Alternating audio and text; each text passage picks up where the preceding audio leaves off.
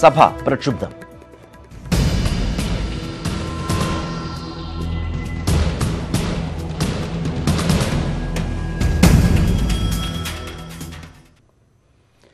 ശബരിമല വിഷയത്തിൽ തുടർച്ചയായി മൂന്നാം ദിവസവും നിയമസഭാ നടപടികൾ തടസ്സപ്പെട്ടു. ചോദ്യോത്തരവേള റദ്ദാക്കി ശബരിമല ചർച്ച ചെയ്യണമെന്ന പ്രതിപക്ഷത്തിന്റെ ആവശ്യം സ്പീക്കർ അംഗീകരിച്ചില്ല. തുടർന്ന് പ്രതിപക്ഷം നടുത്തളത്തിലിറങ്ങി പ്രതിഷേധിച്ചു. തുടർന്ന് നടപടികൾ വേഗത്തിൽ പൂർത്തീകരിച്ച് സഭ പിരിയുകയായിരുന്നു.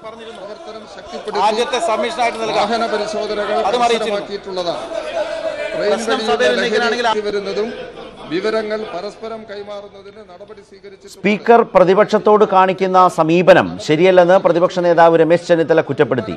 ശബരിമല വിഷയം ചോദ്യോത്തരവേള നിർത്തിവെച്ചു ചർച്ച ചെയ്യണമെന്ന് അദ്ദേഹം ആവശ്യപ്പെട്ടു. എന്നാൽ ഇക്കാര്യത്തിൽ പുതുതായി ചർച്ച ചെയ്യാൻ ഒന്നുമില്ലെന്ന് വ്യക്തമാക്കിയ സ്പീക്കർ സഭ തടസ്സപ്പെടുത്തിയാൽ നടപടിയെടുക്കുമെന്ന് പ്രതിപക്ഷത്തിന് മുന്നറിയിപ്പ് നൽകി.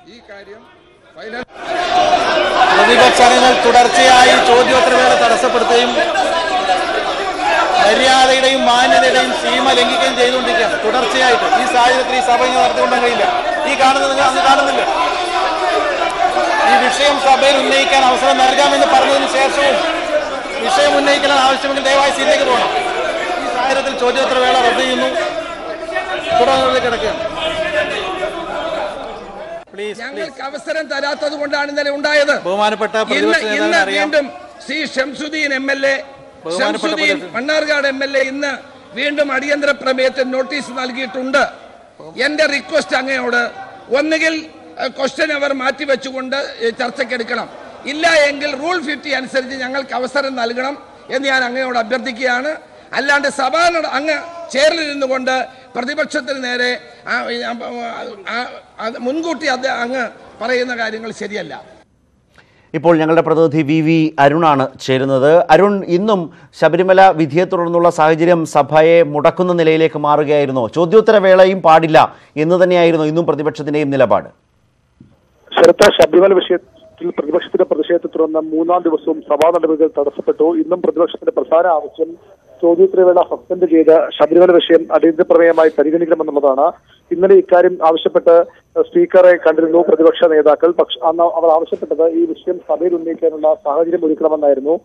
ഇന്ന് രാവിലെ സഭ തുടങ്ങുമ്പോൾ തന്നെ പ്രതിപക്ഷ നേതാവ് എഴുന്നേറ്റ് സംസാരിച്ചു. അദ്ദേഹം പറഞ്ഞത് സഭയിൽ തങ്ങൾക്ക് ഈ വിഷയം ഉന്നയിക്കാൻ അവസരം സ്പീക്കർ നൽകുന്നില്ല. ഇന്നലെ സ്പീക്കറോട് രേഖാമൂലം ചേംബറിലെത്തി ഇക്കാര്യം ആവശ്യപ്പെട്ടതാണ്. പക്ഷേ അതിനുശേഷം ദേവസ്വം മന്ത്രി വാർത്താ സമ്മേളനം നടത്തി പറഞ്ഞത് പ്രതിപക്ഷം വിഷയത്തിൽ നിന്ന് ഒളിച്ചോടുന്നു, സഭയിൽ നിന്ന് ഒളിച്ചോടുന്നു എന്നാണ്. തങ്ങൾ ഒളിച്ചോടുകയല്ല, പകരം തങ്ങൾക്ക് സംസാരിക്കാനുള്ള അവസരം നിഷേധിക്കുകയാണ് ചെയ്യുന്നത്. ഇത് ശരിയല്ല. ഇന്ന് ചോദ്യോത്തരവേള സസ്പെൻഡ് ചെയ്ത് ഈ വിഷയം അടിയന്തര പ്രമേയം പരിഗണിക്കണം. ഇന്ന് ഷംസുദ്ദീനാണ്, മണ്ണാർക്കാട് MLA എൻ ഷംസുദ്ദീനാണ് ശബരിമലയിലെ അടിസ്ഥാന സൗകര്യമില്ലായ്മ നോട്ടീസ് നൽകിയത്. പക്ഷേ അല്ലെങ്കിൽ റൂൾ 50 എടുക്കാമെന്ന ഉറപ്പ് സ്പീക്കർ പ്രതിപക്ഷം നൽകണം. ഇതായിരുന്നു പ്രതിപക്ഷ നേതാവിന്റെ ആവശ്യം.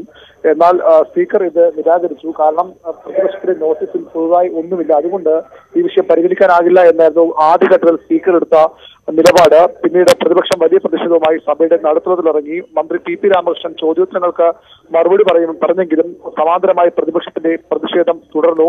ഒരു വേളയിൽ സ്പീക്കറുടെ മുഖം മറച്ചുള്ള പ്രതിഷേധത്തിന് പോലും പ്രതിപക്ഷ അംഗങ്ങൾ തയ്യാറായി. തുടർന്നായിരുന്നു സ്പീക്കർ ഇടപെടുകയും അടിയന്തര പ്രമേയമായി പരിഗണിക്കാൻ കഴിയില്ല, പകരം പ്രതിപക്ഷ നേതാവിനെ ആദ്യ സബ്മിഷനായി വിഷയം ഉന്നയിക്കാൻ അവസരം നൽകാമെന്ന് പറഞ്ഞത്. പക്ഷേ പ്രതിപക്ഷം ഇത് കേട്ടതായി ഭാവിച്ചില്ല. പ്രതിപക്ഷം ശക്തമായ പ്രതിഷേധം തുടർന്നപ്പോഴാണ് എല്ലാ സീമകളും ലംഘിക്കുന്നു പ്രതിപക്ഷത്തിന്റെ പ്രതിഷേധം. ഈ സാഹചര്യത്തിൽ സഭ നടത്തിക്കൊണ്ട് പോകാനാകില്ല, നടപടികൾ പൂർത്തിയാക്കി സഭ പിരിയുകയാണെന്ന് സ്പീക്കർ അറിയിക്കുകയും നടപടികൾ വേഗത്തിൽ പൂർത്തിയാക്കിയതും അതിനുശേഷം പുറത്ത് മാധ്യമങ്ങളെ കണ്ടപ്പോൾ രൂക്ഷ വിമർശനമാണ് സ്പീക്കർക്കെതിരെ പ്രതിപക്ഷം ഉന്നയിക്കുന്നത്. സ്പീക്കർ ഏകാധിപതിയെ പോലെ പെരുമാറുന്നു, പ്രതിപക്ഷത്തിന്റെ അവകാശങ്ങൾ സംരക്ഷിക്കുന്നില്ല, സ്പീക്കറുടെ ഏകാധിപത്യ പ്രവണത അംഗീകരിക്കാനാകില്ല എന്ന് പ്രതിപക്ഷ നേതാവ് പറയുന്നു. ചെയർ നീതിമാനായി പ്രവർത്തിക്കണം. സ്പീക്കർക്കെതിരെ ചില കടുത്ത വിമർശനങ്ങളും പ്രതിപക്ഷ നേതാവ് ഉയർത്തി. പ്രതിപക്ഷം മാന്യതയുടെ സീമ ലംഘിക്കുന്നുവെന്നാണ് സ്പീക്കറുടെ ആരോപണം. പക്ഷേ ഇതിന് പ്രതിപക്ഷ നേതാവ് മറുപടി ഇപ്രകാരമാണ്: ഞങ്ങളാരും സ്പീക്കറുടെ കസേര മറച്ചിട്ടിട്ടില്ല, മുണ്ടും മടക്കി കുത്തി അവിടെ ഡാൻസ് കളിച്ചിട്ടുമില്ല. ഇത് കഴിഞ്ഞ സർക്കാരിന്റെ കാലത്ത് സ്പീക്കർ P. ശ്രീരാമകൃഷ്ണൻ ഉൾപ്പെടെ നടത്തിയ പ്രതിഷേധത്തെ ചൂണ്ടിക്കാണിക്കുകയായിരുന്നു പ്രതിപക്ഷ നേതാവ്. സ്പീക്കർക്കെതിരെയും മുഖ്യമന്ത്രിക്കെതിരെയും കടുത്ത വിമർശനങ്ങൾ പ്രതിപക്ഷം ഉന്നയിക്കുന്നു. സർക്കാരിന്റെ വീഴ്ച ജനം അറിയുമെന്ന ഭയമാണ് മുഖ്യമന്ത്രിക്കും സർക്കാരും. അതിനാലാണ് ഇത്തരമൊരു ശബരിമല വിഷയത്തിൽ ചർച്ച പോലും അനുവദിക്കാതെ സർക്കാർ ഒളിച്ചോടുന്നത്. BJPയും സർക്കാരും ചേർന്ന് ഒത്തുകളിക്കുന്നുവെന്നും പ്രതിപക്ഷം ആരോപിക്കുന്നു.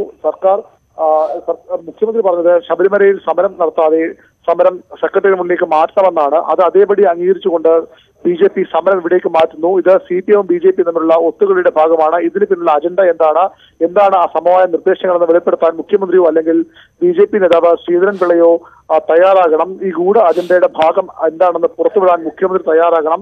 അപ്പോൾ UDF എന്ത് സമരം ചെയ്യണമെന്ന് UDFനെ ഉപദേശിക്കാൻ മുഖ്യമന്ത്രി തയ്യാറാകണ്ട. കാരണം 12 മണിക്കൂർ കൊണ്ട് പാർട്ടി സെക്രട്ടറി ആയിരിക്കെ 12 മണിക്കൂർ കൊണ്ട് ഒരു സമരം നിർത്തി ഒളിച്ചോടിയ ആളാണ് അദ്ദേഹം. അതുകൊണ്ട് UDFനെ ഉപദേശിക്കാൻ വരണ്ട. ശബരിമലയിൽ ഇന്നും നിരവധി വിഷയങ്ങൾ 10 ദിവസം പറഞ്ഞാലും തീരാത്ത വിഷയങ്ങൾ പ്രതിപക്ഷത്തിന്റെ സഭയിൽ ഉന്നയിക്കാനുണ്ട്. അത് ഉന്നയിക്കാനും അതിന് പരിഹാരം കാണാനുള്ള അവസരം പ്രതിപക്ഷത്തിന് നൽകണം. അതുവരെയും ശക്തമായ പ്രതിപക്ഷ പ്രതിഷേധം സഭയ്ക്കകത്തുണ്ടാകുമെന്ന വ്യക്തമായ മുന്നറിയിപ്പാണ് ഇപ്പോൾ പ്രതിപക്ഷ നേതാവ് നൽകുന്നത്.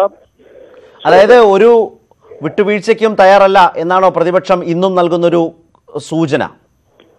തീർച്ചയായും ശബരിമല വിഷയത്തിൽ ഒരു വിട്ടുവീഴ്ചയ്ക്കും തങ്ങളില്ല എന്ന വ്യക്തമായ സൂചന തന്നെയാണ് പ്രതിപക്ഷം നൽകുന്നത്. CPMനെയും BJPയും ഒരു ഭാഗം നിർത്തിക്കൊണ്ട് ശക്തമായ രാഷ്ട്രീയ ആക്രമണത്തിലാണ് പ്രതിപക്ഷം ലക്ഷ്യമിടുന്നത്. ശബരിമല വിഷയത്തിന്റെ ആദ്യഘട്ടത്തിൽ പൂർണ്ണമായും പിന്തള്ളപ്പെട്ടു പോയി എന്ന വലിയ വികാരം പ്രതിപക്ഷത്ത് തന്നെയുണ്ട്. ജനങ്ങൾക്കിടയിലും അത്തരമൊരു വികാരമുണ്ട്. കോൺഗ്രസോ UDFോ അത്തരം സമരങ്ങളുടെ പിന്നണിയിലേക്ക് തള്ളപ്പെട്ടു പോയി. കൃത്യമായ നിലപാട് സ്വീകരിക്കാൻ പ്രതിപക്ഷത്തിനായില്ല. ആ ഒരു വീഴ്ച പരിഹരിക്കുകയാണ് പ്രതിപക്ഷത്തിന്റെ കൃത്യമായ രാഷ്ട്രീയ ലക്ഷ്യം. അതുതന്നെയാണ് കഴിഞ്ഞ 3 ദിവസമായി സഭയിൽ കാണുന്നതും.